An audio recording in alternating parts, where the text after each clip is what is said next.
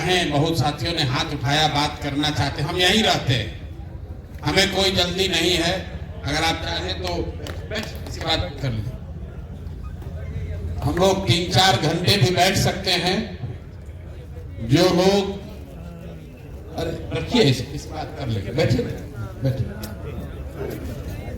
जो साथी यहाँ सभा में बातचीत अपनी न रख सके वो हमसे व्यक्तिगत तौर पर भी मिल सकते हैं। ये कोई रैली नहीं है, ये आश्रम इसीलिए है कि यहाँ आकर मिल सकते हैं, 1-2 दिन रह सकते हैं, अनुभव कर सकते हैं, अपनी बात बता सकते हैं, दूसरे साथियों से कुछ सीख सकते हैं। ये जो पूरा प्रयास है, आप जितने लोग आए हैं ज्यादातर राजनीतिक लोग हैं। ऐसा नहीं है कि पहले आपने कोई भाषण नहीं सुना, अच्छे विचार नहीं सुने, जीवन में कभी कोई अच्छा प्रयास होते नहीं देखा। आप तो सब लोग पहले राजनीति करते रहे। ऐसा भी नहीं है कि एससी समाज से लोग एमएलए एमपी नहीं बने। ये एकमात्र ऐसा समाज है जिसको पूरी भागीदारी बाबा साहब के वजह से मिली हुई है, फिर भी कोई फायदा नहीं हुआ। अति पिछड़ा समाज के लोग अगर कहते हैं कि भैया हम लोग को भागीदारी चाहिए, एससी समाज के लोग तो ये भी नहीं कह सकते। भागीदारी तो आपको बाबा साहब के वजह से पहले से मिली हुई है, कोई वो छीन नहीं सकता। इसलिए ये चिंतन की जरूरत है कि भागीदारी के बावजूद आपकी दशा क्यों नहीं सुधरी। ये आपको क्या बताता है कि किसी व्यक्ति के एमएलए बनने से, किसी के एमपी बनने से, तो चाहे जनसुराज से बन जाए, कांग्रेस से बन जाए, किसी दूसरे दल से बन जाए, उससे समाज सुधर जाए ये जरूरी नहीं। प्रशांत किशोर बन जाएंगे, मनोज भारती बन जाएंगे, जनसुराज की सरकार आ जाएगी तो सब सुधर जाएगा, ऐसा नहीं है। ऐसा होता तो बहुत लोग पहले बने हुए हैं। जगजीवन राम जी यहाँ से उप प्रधानमंत्री बन गए। हम उन्हीं के क्षेत्र सासाराम से आते हैं। वहां दलितों की स्थिति किसी दूसरे क्षेत्र के दलितों से अलग नहीं। रामविलास जी इतने लंबे समय तक बहुत बड़े नेता रहे, लेकिन पासवान समाज की स्थिति बहुत अच्छी हो बिहार में, ऐसा नहीं। मांझी जी यहाँ मुख्यमंत्री बने, अभी भी मुख्यमंत्री हैं, बड़े मंत्री हैं केंद्र में, लेकिन आज भी मांझी समाज की क्या स्थिति है ये आपसे छुपी नहीं है। अभी मैं एक आंकड़ा देख रहा था, कोई कह रहा है 48% दलित पढ़े लिखे हैं। ये सरकारी आंकड़ा है। सिर्फ 3%, 100 में 3 दलित समाज के बच्चे 12वीं पास करते हैं बिहार में। 100 में 3 आदमी ही दलित समाज का आज पढ़ाई कर रहा, 12वीं पास कर रहा है। ये स्थिति तब है जब 40 विधायक दलित समाज के हैं। यहां से कई एमपी जीत कर गए हैं जो आपके समाज के हैं। मेरे भाई, सिर्फ राजनीतिक भागीदारी से समाज नहीं सुधर सकता। हमने पैदल चलते हुए जो अनुभव किया, हमने गांव-गांव में देखा, दलितों की जो सबसे बड़ी परेशानी है वो है सामाजिक शिक्षा का अभाव। अगर फॉर्मल शिक्षा नहीं भी है, शिक्षा को लेकर कोई सोच ही नहीं है। बाबा साहब का मूर्ति लग गया है हर गांव में, लोग माला पहना रहे। बहुत गरीब परिवार में भी, दलित टोलों में हमने देखा लोगों ने चंदा करके बाबा साहब का मूर्ति लगा लिया। लेकिन बाबा साहब ने जो कहा और कहने से ज्यादा जो अपने जीवन में उन्होंने किया, जब मौका लगा किसी दूसरे से मदद भी लेकर सबसे पहले पढ़ाई की। आजादी की लड़ाई को छोड़कर भी बीच में पढ़ने गए। ये बात बताती है कि शिक्षा का कितना बड़ा महत्व उन्होंने खुद समझा था। तो बाबा साहब को श्रद्धांजलि सिर्फ जय भीम नारा लगाने से नहीं होगा, अपने बच्चों को पढ़ाने के लिए कुछ कीजिएगा, तब कुछ बात बनेगी। यहाँ से विधायक कितना आदमी बन सकता है? अगर बहुत जन सुराज का आंधी आ जाएगा तो 40 आदमी बन जाएगा। दलित समाज के जितने साथी हम लोग से जुड़े हुए हैं, हर आदमी तो विधायक नहीं बन सकता है। इसीलिए जो अभियान हम लोग शुरू कर रहे हैं, ये वोट मांगने का अभियान नहीं है। जन सुराज का सरकार बने न बने, हम लोग को सफलता मिले न मिले, लेकिन एक बात तय है, अगले 1 महीने में आप आपकी मदद से कम 1000 दलित साथियों को इकट्ठा करके, उनको प्रेरित करके, उनसे अनुनय विनय करके, उनको साधन देकर जरूर दलित गांव में, बस्तियों में, टोलों में जन सुराज लोगों को भेजेगा, ताकि घर घर लोगों को कहा जाए कि एक बच्चा, कम से कम एक बच्चा अपने परिवार से चुनो जिसको तुम पढ़ाओगे। सफलता जन सुराज को मिले न मिले, इस पूरे अभियान में 3 महीना अपना जीवन का निकालिए, सिर्फ 3 महीना निकालिए जीवन का। आपका 1 रुपया लगेगा नहीं। वो साधन, वो व्यवस्था, वो गाड़ी, वो पैम्पलेट सब आपको जन सुराज से मिलेगा। 14 तारीख को बाबा साहब का जन्मदिन आप मनाइएगा।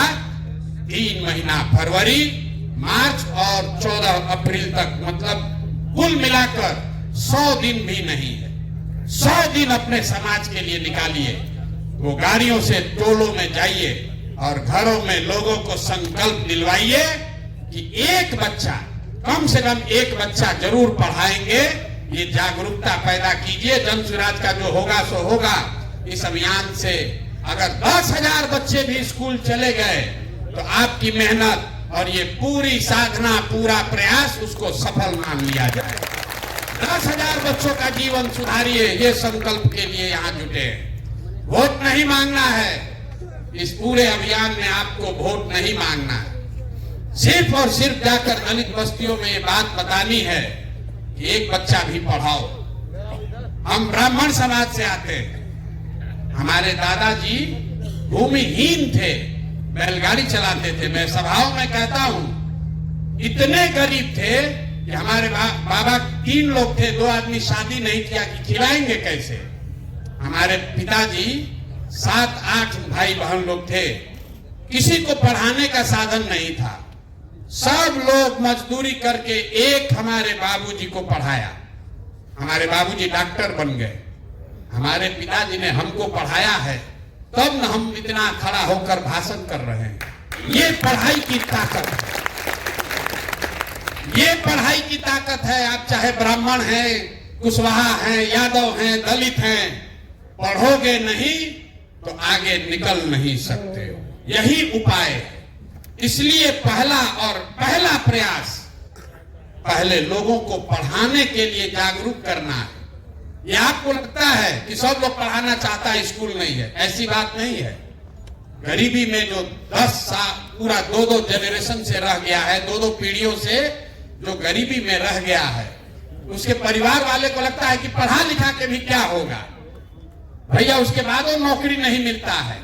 हमने कई दलित बस्तियों में बात की है। लोग कहते हैं भैया पढ़ लिख के क्या होगा, हमको नौकरी दिलवाइए।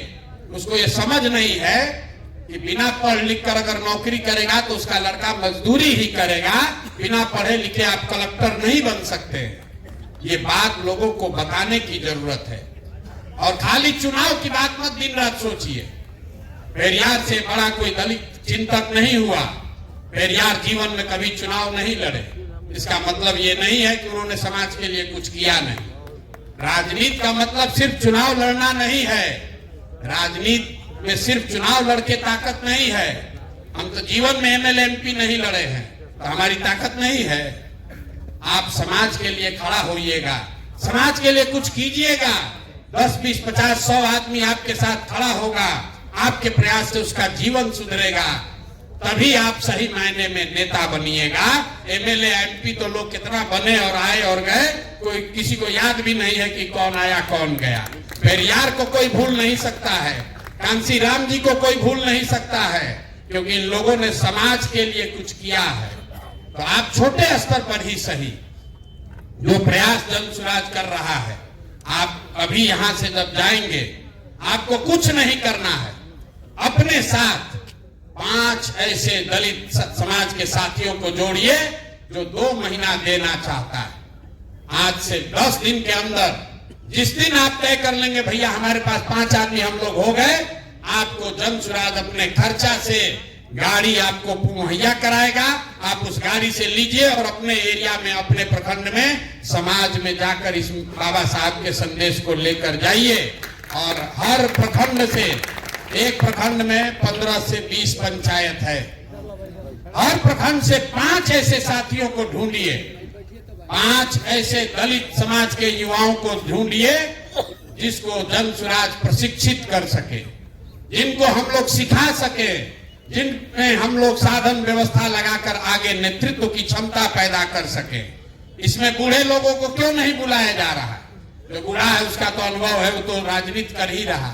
जो 20 साल से 40 साल का लड़का है, जो अनुसूचित जाति समाज का है, उसको मोबाइल चलाने आता है या नहीं आता है, उसको कोई ऊपर बढ़ाने वाला नहीं है, उसके बाबूजी विधायक नहीं है, उसके पास पैसा नहीं है, वो मुखिया लड़ सकता है, उसको कोई बताने समझाने वाला नहीं है।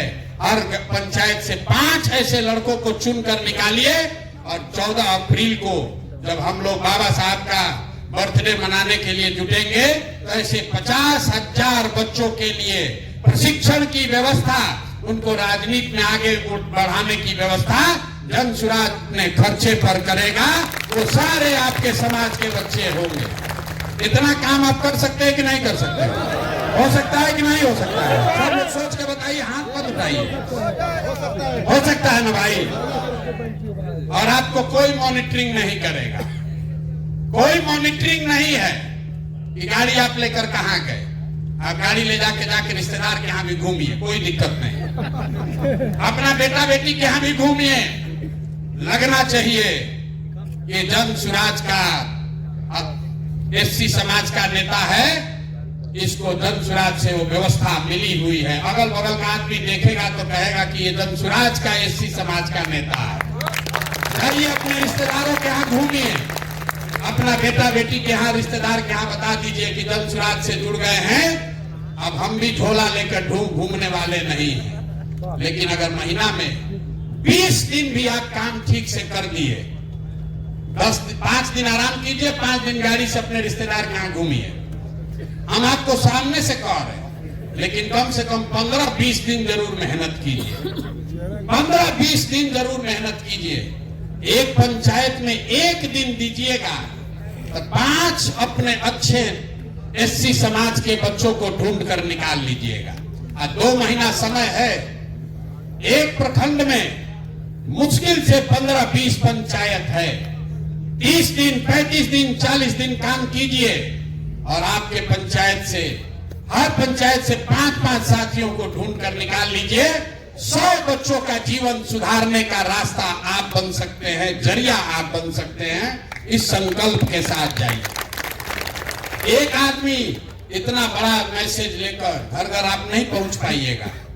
यहाँ कहने का बात है, ए भैया हम लोग घर घर लोगों को तैयार कर देंगे, नहीं कर पाइएगा। 2-2.5 करोड़ की आबादी है। 2 करोड़ की आबादी मतलब कम से कम 50 लाख परिवार।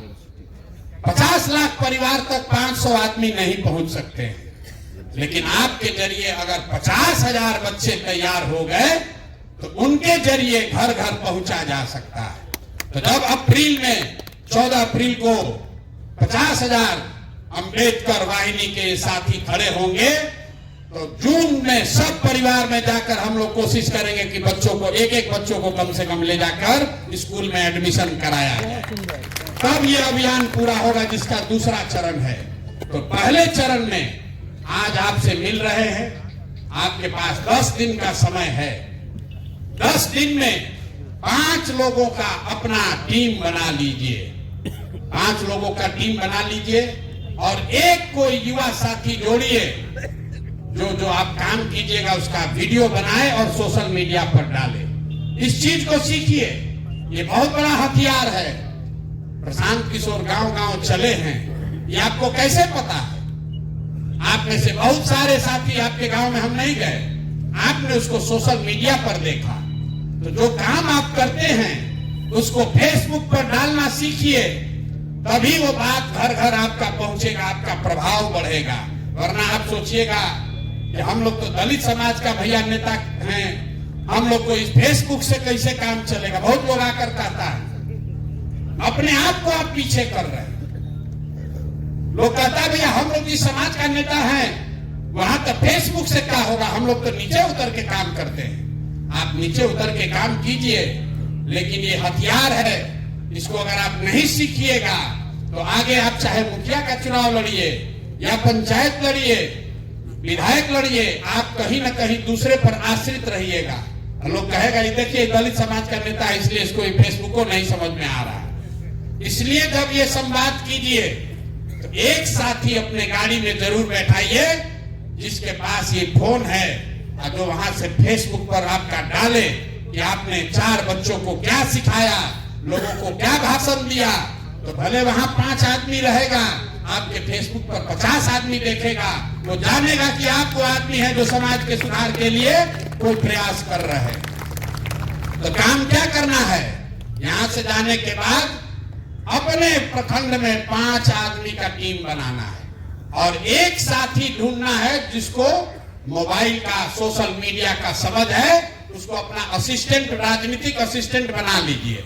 जब गाड़ी आपको मिलेगी तो 5 गो नेता में से 1 2 आपके साथ बैठेगा। कोई बैठे ना बैठे, डिजिटल वाला, मोबाइल वाला लड़का जरूर बैठना चाहिए। जाइए और जहां जहां जाकर टोलों में आप संवाद करेंगे उसका वीडियो बनाइए और अपने फेसबुक पर डालिए ताकि कोई मॉनिटरिंग नहीं है। और आप देखिएगा मेरा सिखाया हुआ चीज 2 महीना के अंदर 4000 5000 आदमी आपको जान जाएगा आपके इलाके में कि आप ही वो आदमी हैं जो ये घर घर काम कर रहे हैं। जब आप जाएंगे संवाद करने तो जन सुराज ने जो वादा किया है, जन सुराज आएगा तो 5 चीज हो जाएगा। पलायन को रोक दिया जाएगा। सबसे ज्यादा पलायन कौन कर रहा है?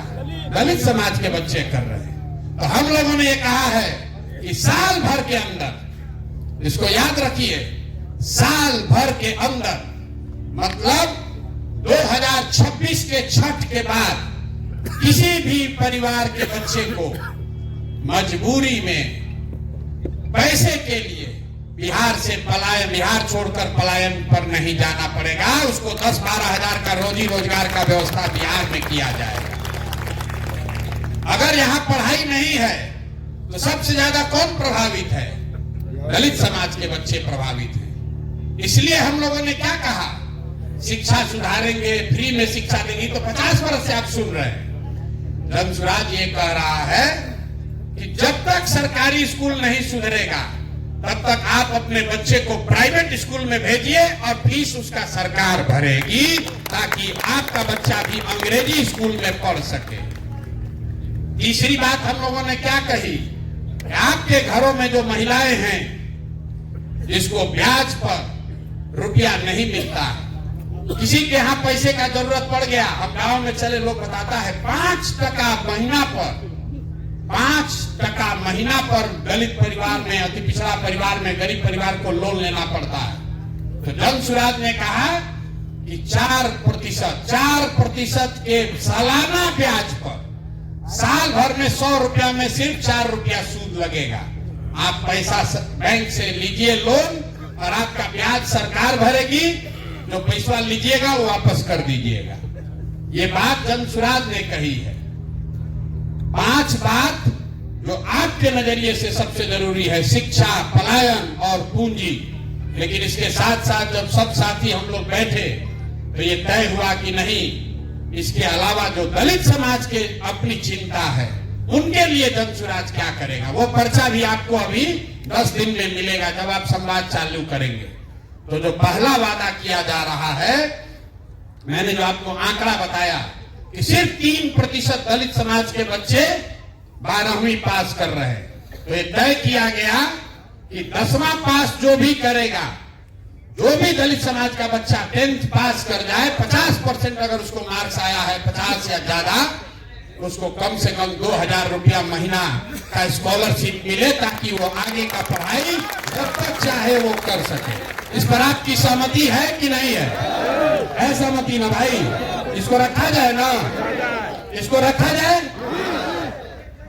दूसरी बात, यहाँ पर सबसे बड़ी समस्या लोगों ने बताया, भैया घर बनाने के लिए जमीन नहीं है। आपको मालूम है यहाँ कानून है, कानून ये है कि जो गरमजरुआ जमीन है उससे कम 3 डिसमिल जमीन दलित परिवारों को जरूर मिलना चाहिए। जहां पर ब्लॉक में, पंचायत में गरमजरुआ जमीन नहीं है, वहां डीएम को प्राइवेट जमीन खरीद कर जमीन आपको देनी है। लेकिन ताली मत बजाइए, तो कानून पहले से है, लागू नहीं है।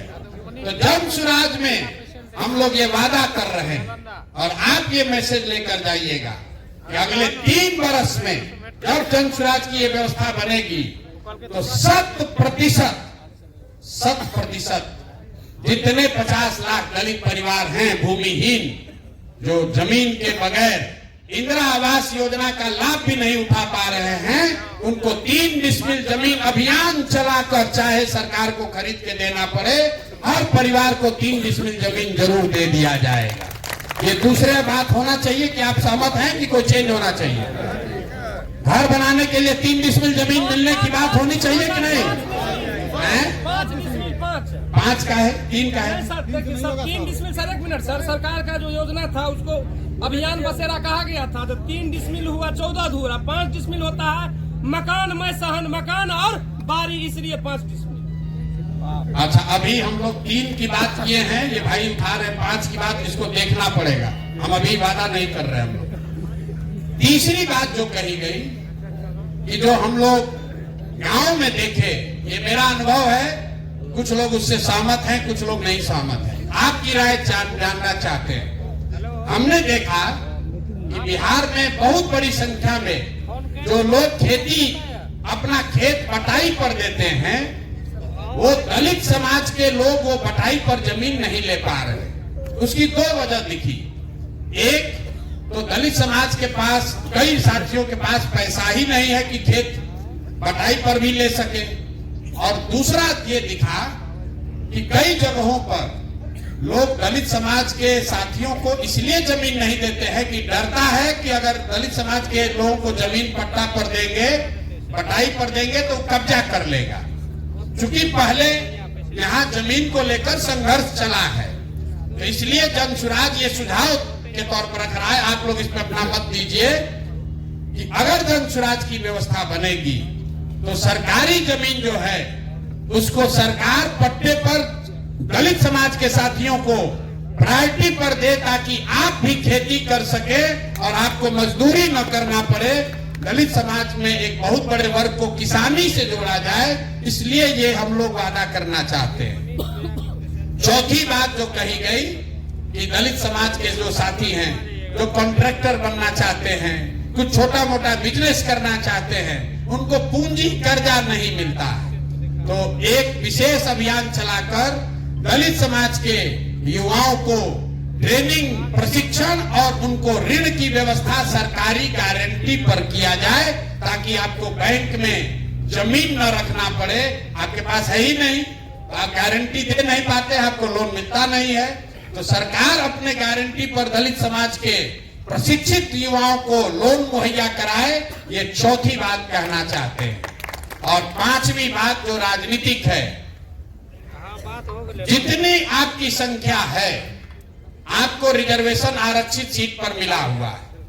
जन सुराज ये कह रहा है कि नहीं, जिन सीटों पर दलित समाज की संख्या है, वहां काबिल लोग हैं, वो सीट भले आरक्षित नहीं है, लेकिन अगर काबिल कोई दलित समाज का व्यक्ति है तो उसको भी चुनाव लड़ाया जाए, चाहे वो मुखिया की बात हो या विधायक की बात हो। हम आपको अपने अनुभव से बता रहे हैं। अभी रामगढ़ में चुनाव हुआ, रामगढ़ कैमूर में अभी उपचुनाव हुआ। वहां पर लोग कहते हैं कि ये चित्तौड़गढ़ है, यहाँ पर राजपूत छोड़कर दूसरा कोई नहीं जीत सकता। बसपा का भी वहां बड़ा प्रभाव है, लेकिन वहां पर आज तक कोई दलित विधायक न लड़ा न कोई जीता, जबकि सबसे बड़ी आबादी वहां पर करीब 25% आबादी दलितों की है। राजपूत वहां 12% है, 25% वहां पर अनुसूचित जाति समाज के लोग हैं, लेकिन उनको भागीदारी नहीं है। हम लोगों ने कोशिश की कि वहां पर कोई अनुसूचित जाति समाज का आदमी चुनाव लड़े, और आपको जानकर आश्चर्य होगा, बहुत प्रयास करने के बाद भी वहां दलित एक्टिविस्ट हैं, बसपा से जुड़े हुए बड़े बड़े दलित समाज के लीडर हैं, लेकिन किसी का हिम्मत नहीं पड़ा वहां कि जन सुराज के खर्चा पर भी कोई चुनाव लड़ने के लिए तैयार नहीं हुआ। कहता ना भैया यहां नहीं चुनाव लड़ सकते। इसलिए ये जो 5वीं बात है कि जो सीट आरक्षित नहीं है, अगर वहां संख्या है, अगर वहां अनुसूचित जाति समाज का कोई काबिल व्यक्ति है, तो उसको लड़ने का, भागीदार बनने का, लोकतांत्रिक प्रक्रिया में हिस्सा बनने का उसको अधिकार दिया जाए। एक और बात सुझाव के तौर पर आया है, अभी उसको शामिल नहीं किया गया है, वो है दलित थानों की बात।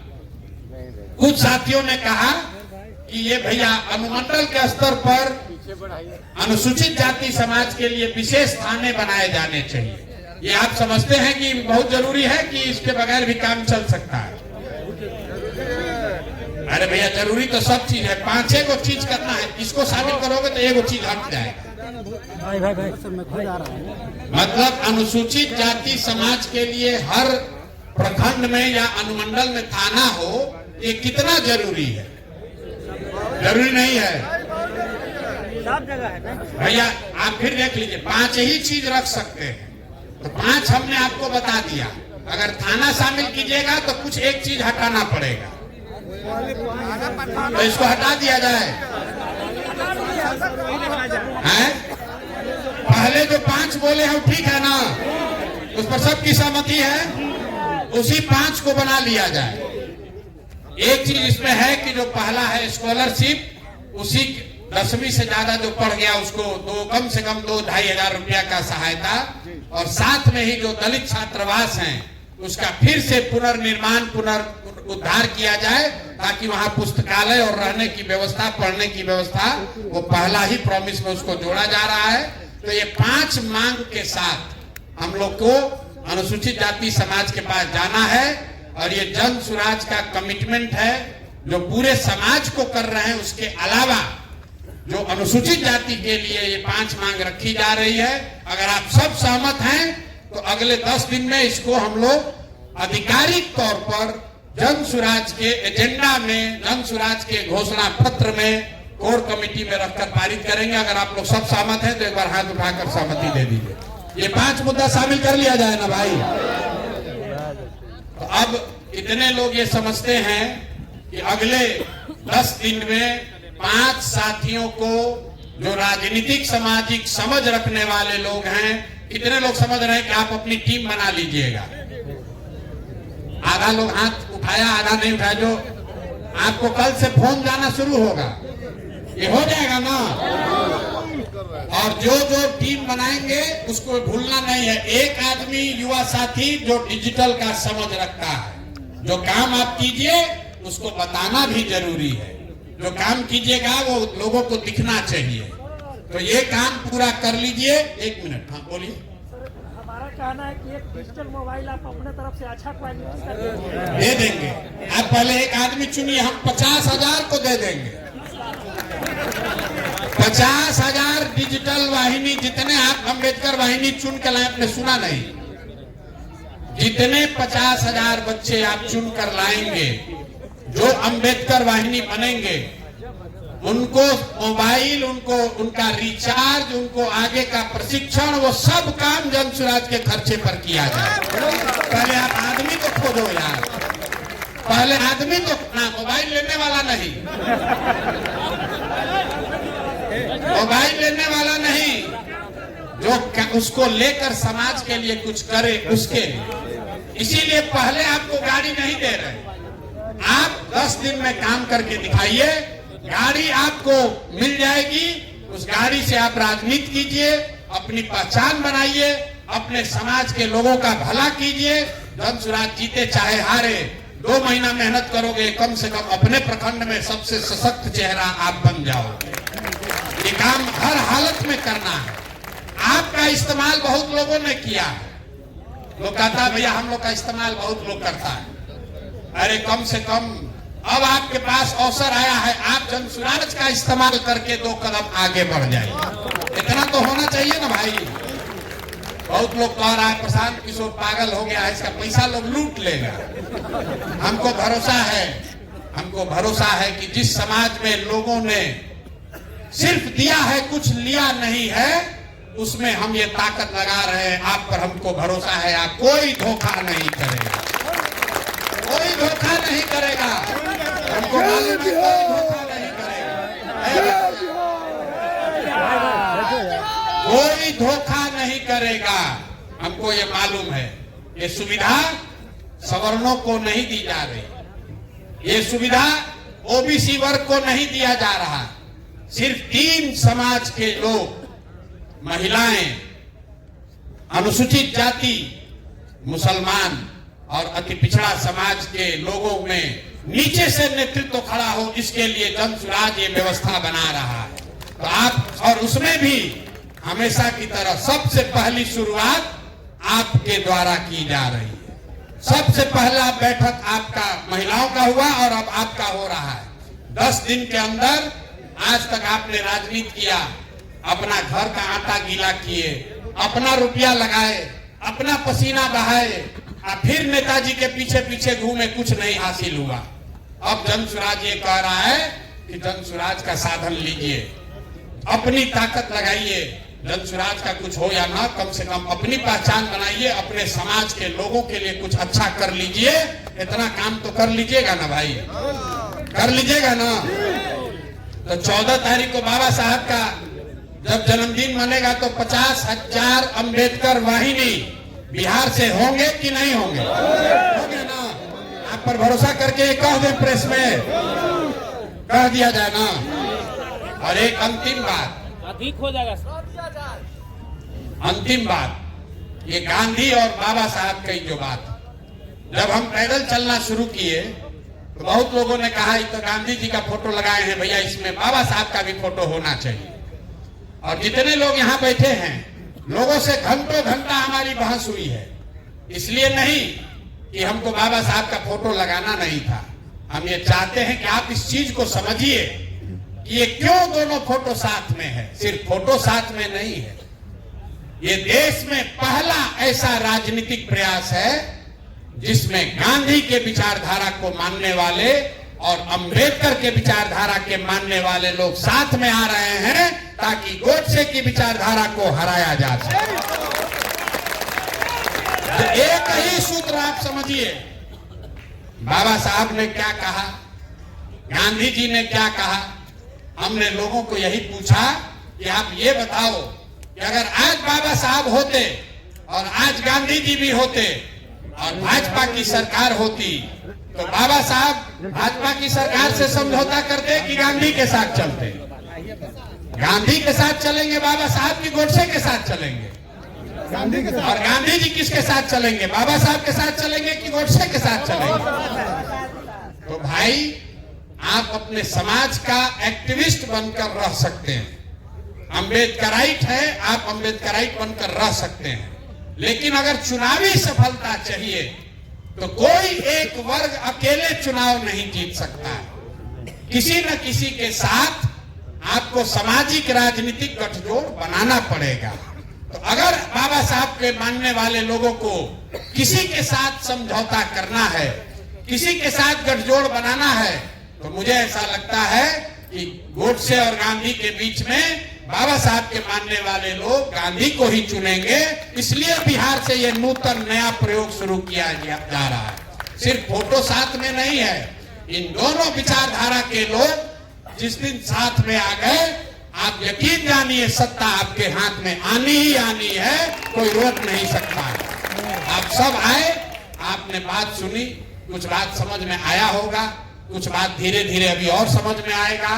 घबराना नहीं है, सिर्फ चुनाव की राजनीति नहीं है, ये समाज को नीचे से जगाने, समझाने और नई ताकत पैदा करने का अभियान है।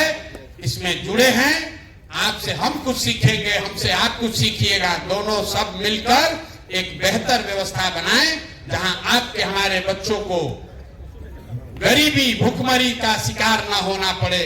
आपके बच्चे भी अंग्रेजी में बोले, तब आपका बच्चा कहेगा कि हमारे पिताजी ने, हमारे भाई ने, हमारे चाचा ने वो आंदोलन शुरू किया था, जिसके 2 बरस के बाद बिहार में अंग्रेजी स्कूल में पढ़ने की व्यवस्था हुई, उसी से हम लोग पढ़कर आगे बढ़े। तो अगर ये व्यवस्था बनाना चाहते हैं तो खाली बतियाने से नहीं होगा, नारा लगाने से नहीं होगा।